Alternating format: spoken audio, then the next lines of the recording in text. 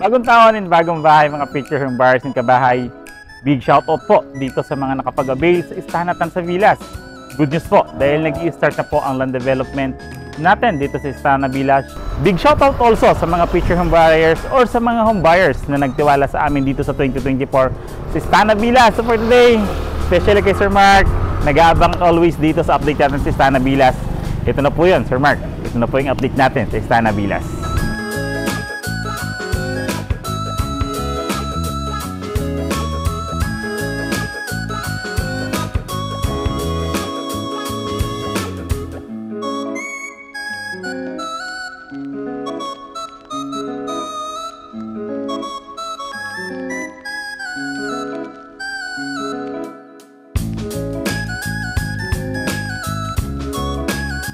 Hello again mga picture home buyers and kabahay. Again, this is Randy Salvador. Of course, my wife si Julian Salvador.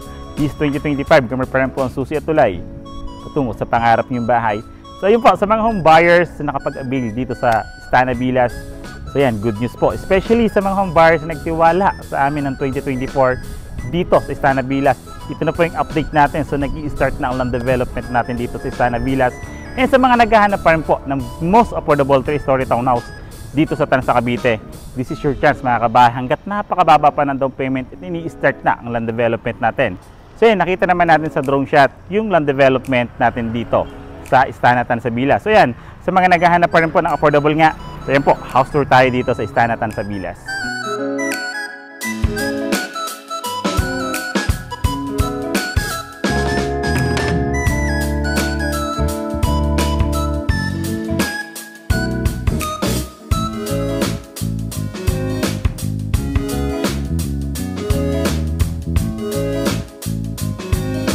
Lot area nito 50 square meter, house area nito is 94 square meter, provision for 4 to 5 bedrooms and may 3 toilet and bath na to. So bawat palapag may toilet and bath tayong conventional gawa ng bahay, matibay, buhos tibay. Tara po, house tour tayo. So 50 square meter house area, of course may car garage. 94 square meter ang house area, provision for 4 bedrooms, semi-complete or basic finish turnover po ang tini-turnover natin dito. May concrete side fence na tayo both side. Then, tulad nga sabi ko is conventional po ang gawa ng bahay dito. Or traditional na paggawa ng bahay. May poste, biga, and also may hollow blocks po ang ginamit. Tara po, pasok po tayo. So, turnover natin dito is level sold lang po ang turnover natin. Kung makikita nyo kasi dito is sementado. Pero ang turnover po natin is level sold only mga kabahay and picture buyers. Is UB, kasya po sa car garage natin. So, poste, kung makikita nyo naman, pagpasok natin poste. So, yan, ang kapal ng poste, syempre 3-story. Siyempre yung tibay, gawa ng bahay, dapat matibay na matibay. So kung makikita nyo yung color, kaya lang di tayo makakapamili ng mga kulay, mga picture home buyers na kabahay. So yun po yung kulay ng ating 3-story dito. Tara, pasukin natin yung loob. Ceiling po natin, steel deck. Okay.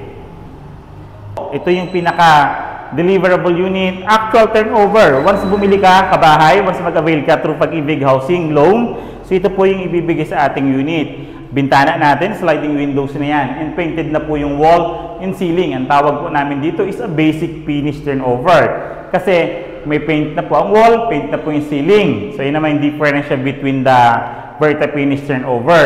So provision for 3 bedrooms. Sa model house natin, actually ginawa to. Yung pinaka ground floor natin is living area, ay dining area and the kitchen area po. Ganda o. Tingnan nyo naman. Di ba? May poste. May biga na malaki, steel deck yung ginamit. Modern din yung steel deck. So matibay po yung gawa ng bahay. Kitchen countertop natin, dito siya located. Painted lang po ang ating kitchen countertop, pero with stainless steel na siya and faucet. May awning type window naman po tayo dito na for ventilation ng ating unit. So yan, meron pa rin po tayong distance meter na dala para masukat natin yung lapad, haba ng buong bahay natin dito. Okay? So, susukatin natin mga picture buyers before tayo pumunta sa service area. Yung lapad niya po is 3.9 meters. Yung haba niya po is 4.8 meters. So, ganyang kalapad yung pinaka-ground floor natin dito sa baba. Kagandahan nga tulad ng sabi ko, tatlo na yung toilet natin dito. Isa sa ground floor, first floor, and the second floor po, third floor natin. Diba? Then, meron pa tayong service area rito. So this is our service area. Service area natin ito yan. So maghahati tayo ng kapitbahay naman natin dito. Pero okay pa rin, di ba? Kasi meron pa tayong provision for living area or another exit area. Pwede natin itong i-open lang para ventilated pa rin yung bahay natin. May hangin pa rin na pumapasok, di ba? Okay? Kumunog po yung pintuan natin. Sa main entrance natin, steel door din po yung gamit. So this is our toilet and bath naman. Sa toilet and bath natin, same size lang po First floor, ground floor, and third floor po natin, same size lang po yan. Ang turnover natin is very finished turnover, rock po.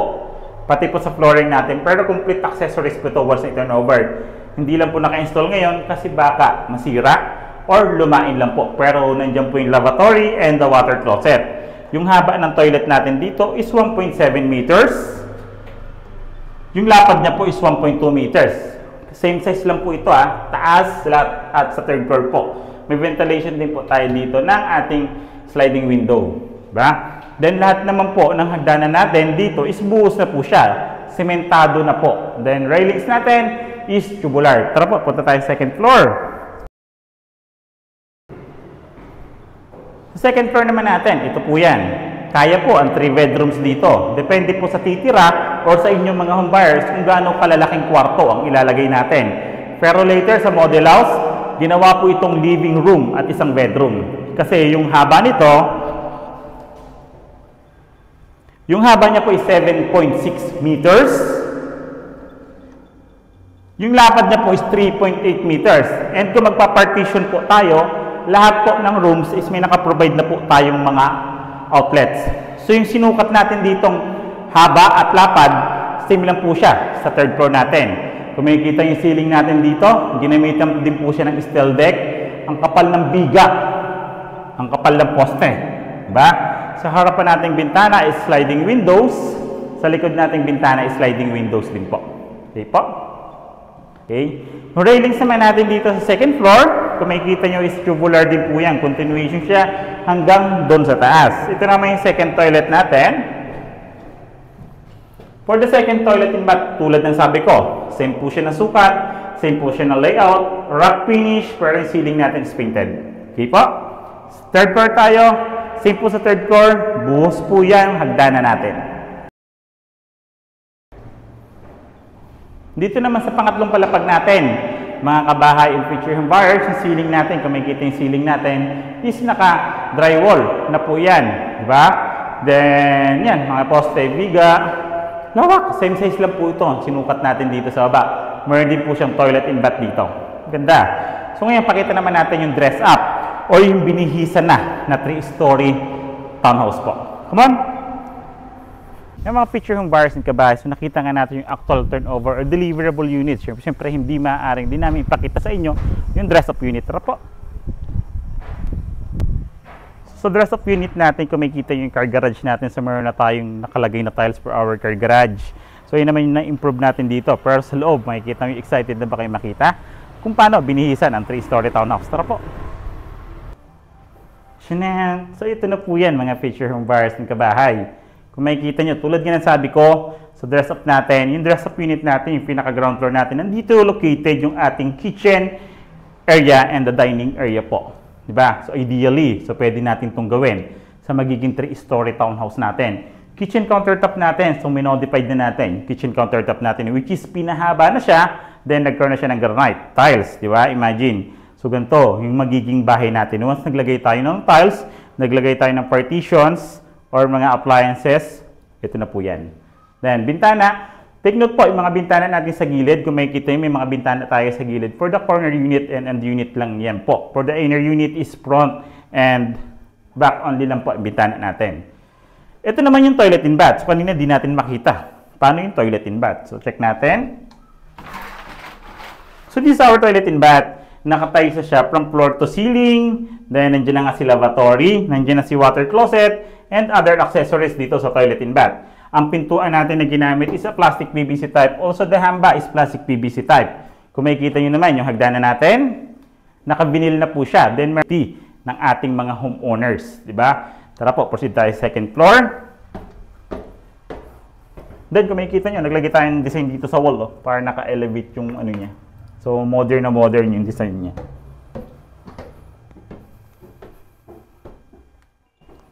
So yung mga kabahay, so andito naman tayo ngayon sa second floor. Sa second floor, dito makikita natin paano ba din distribute yung layout. Paano ba yung sinasabi kong nandito yung isang living area at the same time may one bedroom dito.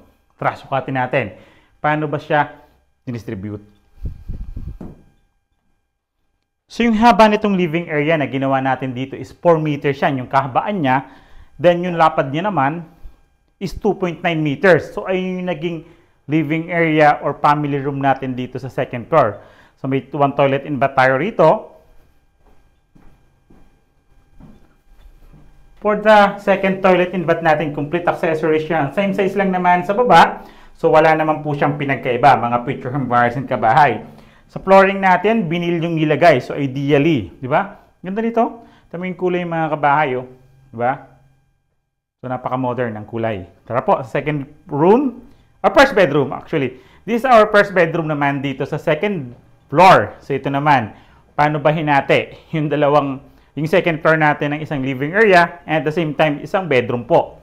So, yung haba niya, yung lapad niya po pala, so, 3.4 meters po. Then, yung haba niya naman is 3.3 meters. Almost kwadrado yung size niya ng nitong second bedroom natin. Ganito rin yung kulay niya. May bintana din po siya. So, may isa siyang window. So, dito nilagay tayo ng isang parang kung work from home tayo. So, may table tayo rito, shelves. At the same time, ito yung built-in cabinets. Diba? So, ideally, so pwede natin itong gayahin. So, tingnan nyo naman. Kahit ano po, mataas pa rin yung ceiling natin. Tsaka na-maximize po natin yung space. Tara po, sa third floor. Sa third floor naman natin, same lang po kung makikita natin sa hagdanan natin, sementado din po yan. Vinyl yung nilagay dito at the same time naglagay ng rubber or ng stopper natin, anti-slip po. Apo. So mas okay dito mga kabahay. Dito makikita nyo naman gaano ba kalaki si master's bedroom and one bedroom pa rito sa taas. Bali 2 bedrooms dito sa third floor po. Ganda. Ganda ito mga kabahay. So, isa to sa mga pwede nyo i-consider na mga units sa 3-story po. So, yung haba niya ng master's bedroom is 4.1 meters. Yung lapad niya naman po is 2.8 meters. So, si master's bedroom naman po yung may access sa ating toilet and bath po. Diba? Yan. Siya po yung may access sa may toilet and bath. Ganda. Sa mga naghahanap ng malaki for malaking pamilya or first investment natin, yes, pwede po ito. Parang yung last client namin before dito, naghahanap sila ng parang paupahan. So, ginawa talaga lang paupahan. Kumuha sila ng corner lot. So, yung ground floor, second floor, and third floor po, yun, plano niyang paupahan. So, corner lot yung kinuha niya, in-avail niya. So, magandang investment nga to. So, or, kahit di siya investment for talagang first home natin, for malaking pamilya o nagsisimulang pamilya, pwede po. Check naman natin yung second bedroom dito sa third floor.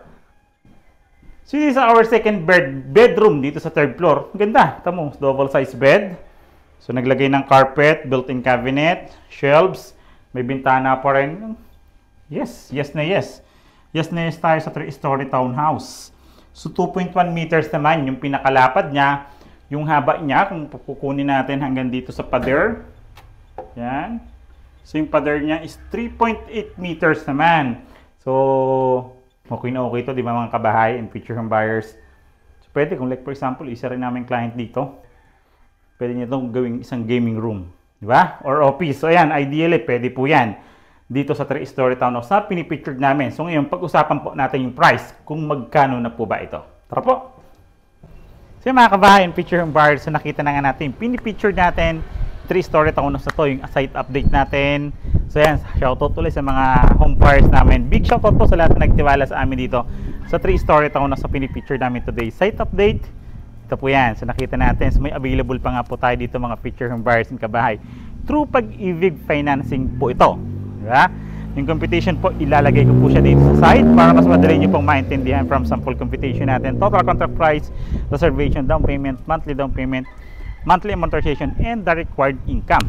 So, ito po yung computation natin. Ang ganda nung update natin. So, nakita natin, di ba?